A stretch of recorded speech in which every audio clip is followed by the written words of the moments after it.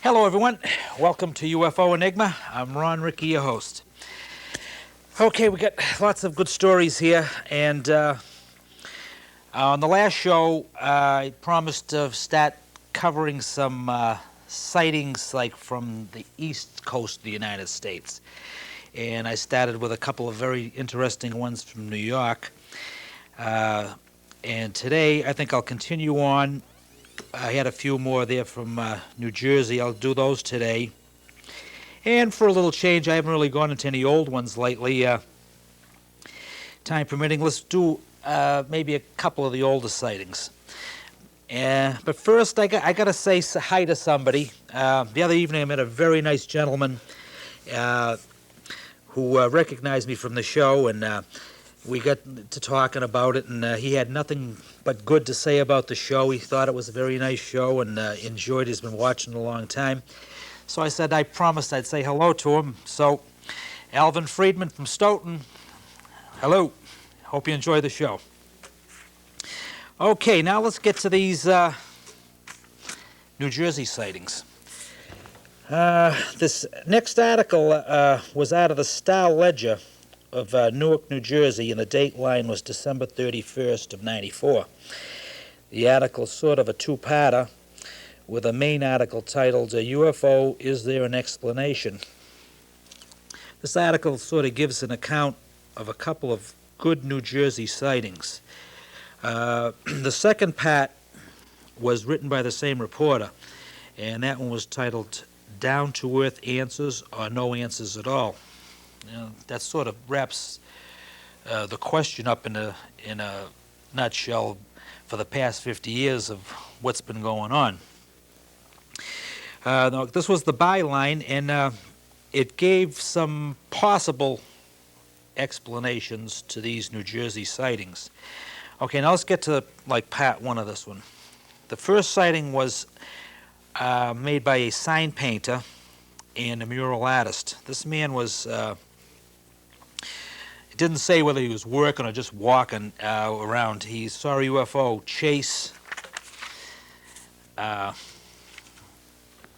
chasing a helicopter. Well, actually, this UFO was being chased by a helicopter.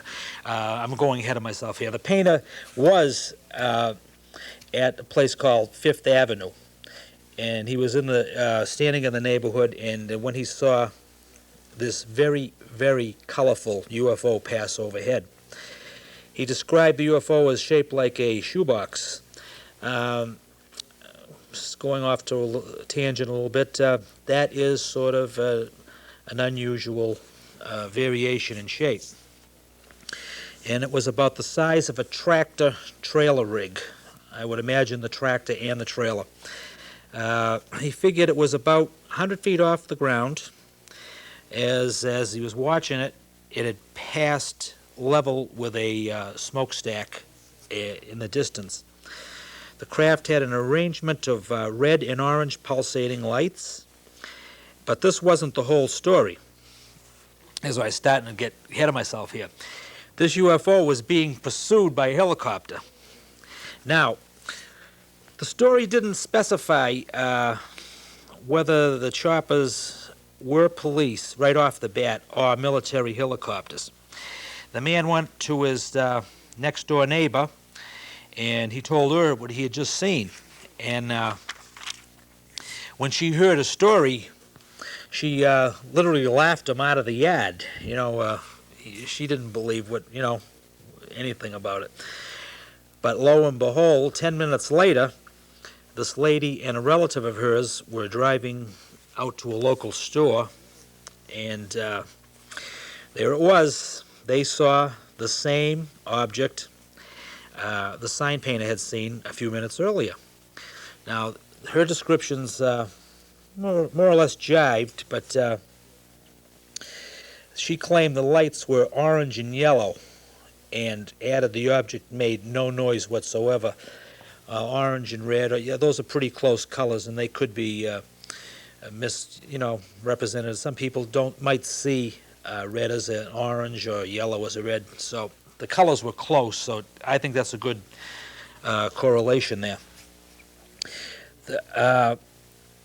She went on to say that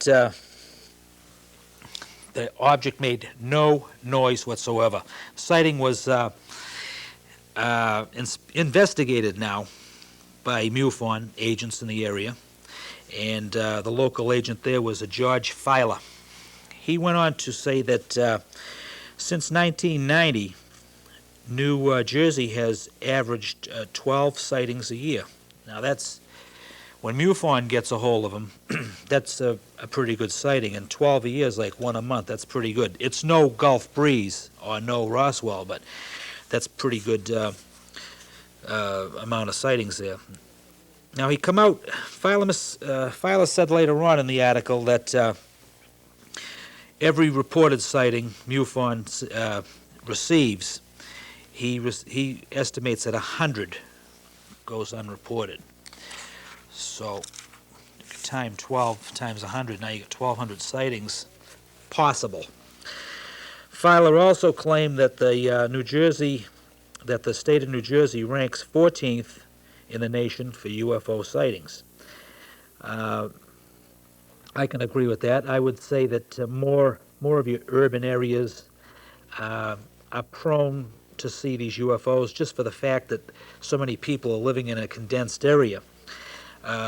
You might have more landings and such in places like Nevada and New Mexico, but not many people. There's a possibility no one will see them, whereas in a highly congested area, there's a good possibility they'll be spotted. Now, he also claimed that 10% of these sightings are hard to investigate and very intriguing. Now, this goes back, after we do these modern sightings, I'm going to go back a little bit to Ed Ruppelt's book, and he was the chief of Blue Book when it first was formed. And you'll see that over the past 35, 40 years, really nothing's changed. The facts and the numbers are generally the same, that 10%, and that 100 times was a new one to me. I never heard that one before, but that's quite startling. Okay, now, he said that they were hard to explain and intriguing. As for the sign painter sighting, he gave a reasonable explanation. Okay.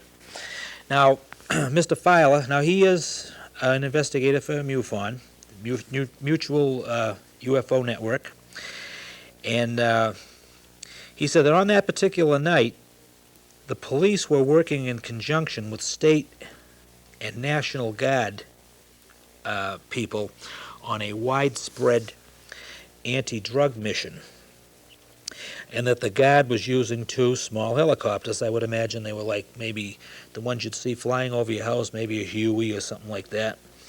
And he claimed that this sting, which lasted quite a while, netted about 60 drug-related arrests. There's only one thing now that bothers me about this particular explanation, and this is, how could the witnesses identify the helicopters so readily and yet give such a wild description of the UFO? Like, if you bear with me, boom, the UFO goes by, say, the sign painter. He said it was shoebox shaped. The lady said it made no noise. It was flashing red and yellow or red and orange lights. And directly behind it, they recognize a helicopter. A helicopter will make a lot of noise, especially when those paddles are really slapping the air. You can hear them for miles. That, along with the engine noise. That would be the only. It sort of takes the credibility out of the witnesses, but I'll have to, I'll just go with them. Where there was such a widespread operation, it's very likely they could have misidentified the first object as a UFO, and really maybe it wasn't as near to him as he thought, and it might have been a helicopter, but I don't know. Maybe there'll be more in the next news clippings that I pick up. Now, okay, the next report was that of a woman and her 2 grown daughters. Now, this incident took place March 16th of 94. These witnesses here were, I'm going to have to get back on the title. I'll tell you the title on the next show. I don't happen to have it written here.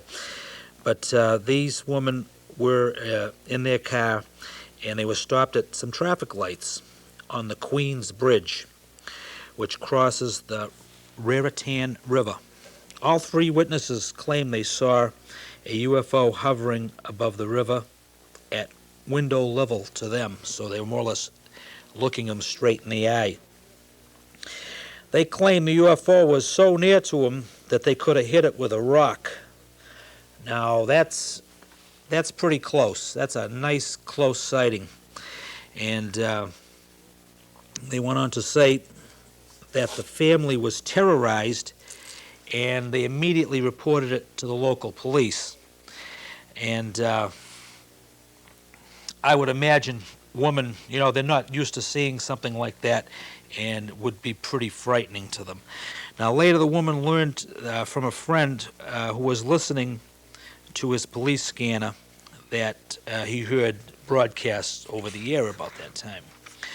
And, of course, the newspaper clipping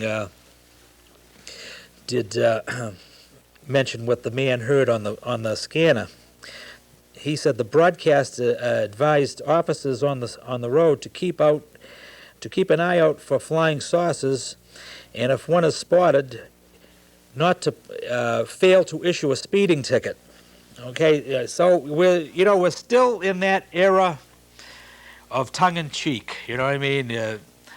People just don't want. A lot of people just don't want to report a UFO. Those, like Mr. Filer said, many of them go unreported. And sort of that response, it sounds like the 2 ladies received 2 shows ago when I was doing the Gila Bend sighting. If you remember, now these women were watching these fantastic aerial shows there in Gila Bend, Arizona, for 4.5 hours, mind you. They continued on their trip. They were just going through the town, and as they were heading back, they stopped at Gila Bend again and queried a couple of people who might have seen what they saw a couple of weeks hence, previously. And a waitress told them more or less what jibed with what they saw, and the policeman that they asked to just more or less wrote it completely off. Nothing happened here.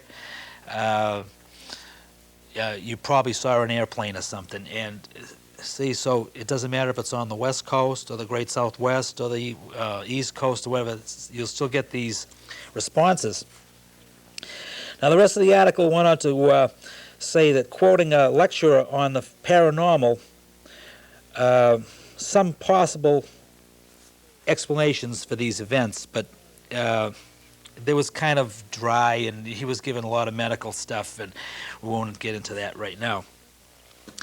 Okay, now let's get on to the second article from this paper and newspaper report.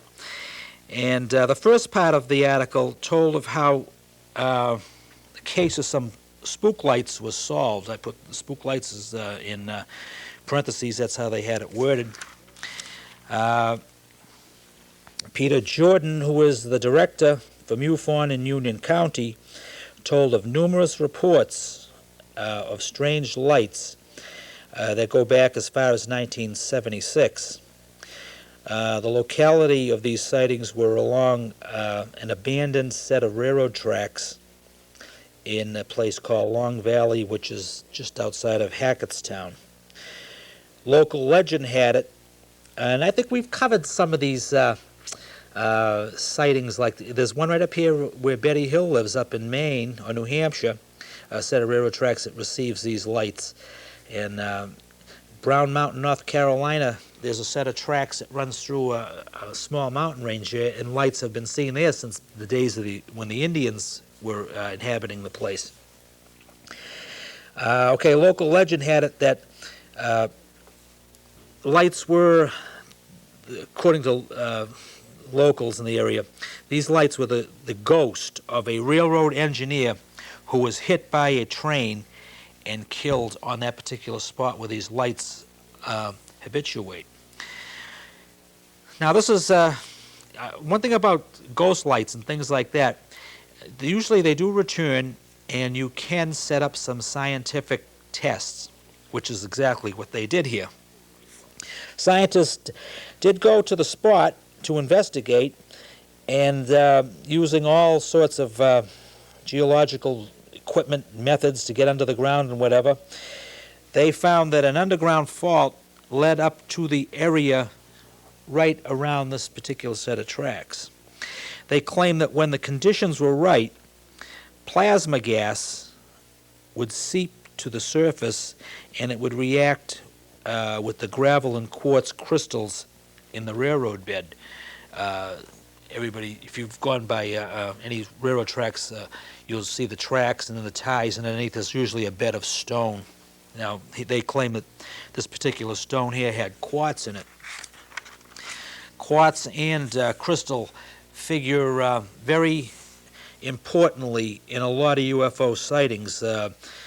Crystal especially is supposed to be an integral part of the power plant system in a lot of these craft.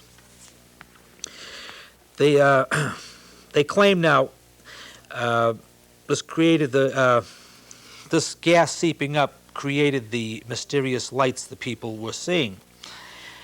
And as reading it, I suppose this could be as good an explanation as anybody can come up with, but they claim the rails acted as an electromagnetic conductor. Now, he claimed that when Conrail, and this more or less might prove that they're right, he claimed that when Conrail, the people, crews did come up, and they did finally rip up this set of tracks, the phenomenon stopped. Was it a coincidence? Did the rails, there's a million questions that I could bring a psychic in to ask to counteract the physical. The physical part was they came in, took out the tracks, and they probably dug out all the roadbed and everything and just brought the place back to a natural setting. But did the tracks themselves have something to do with it? Did that particular entity follow the rails? Was it part of the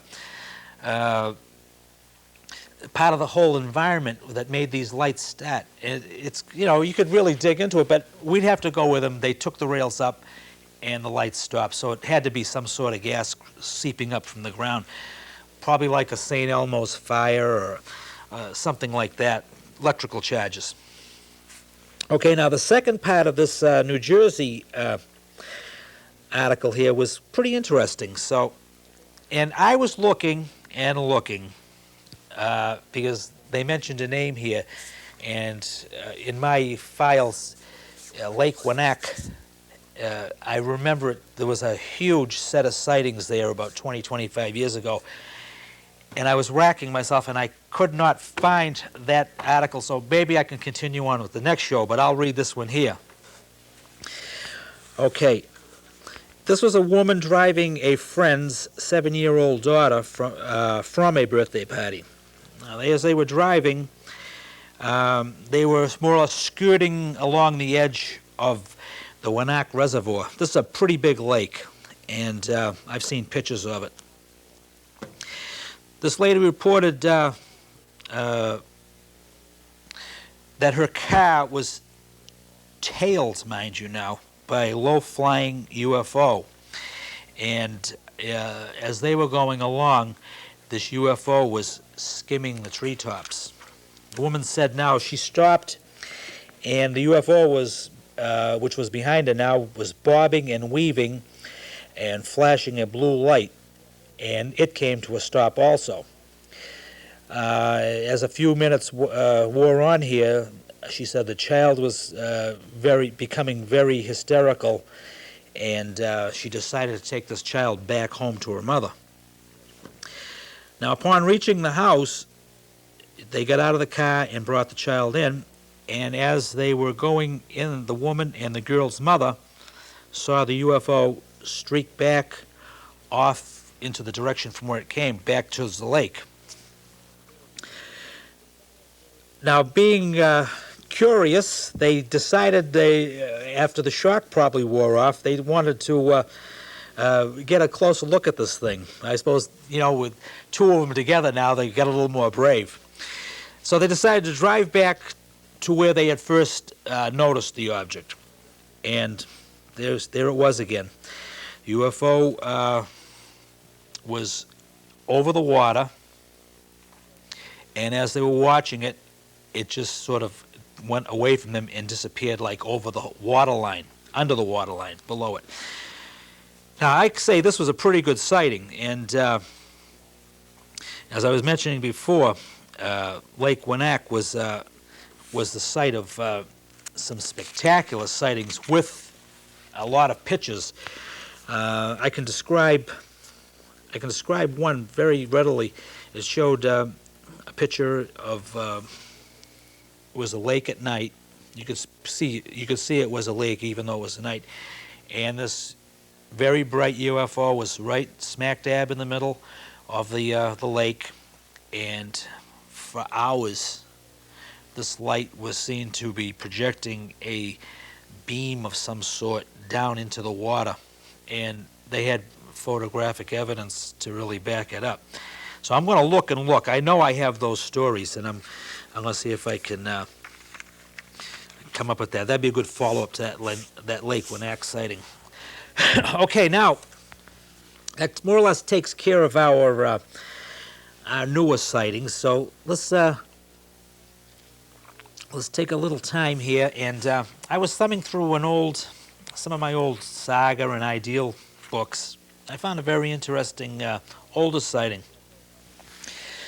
Now this comes out of Ideals UFO Magazine number 2. I know that sounds like a box of spaghetti, but we'll just go take it from there. The date line it was kind of just a month and a year. It was June 1978. It was a short article, but again, I say it's pretty interesting little article.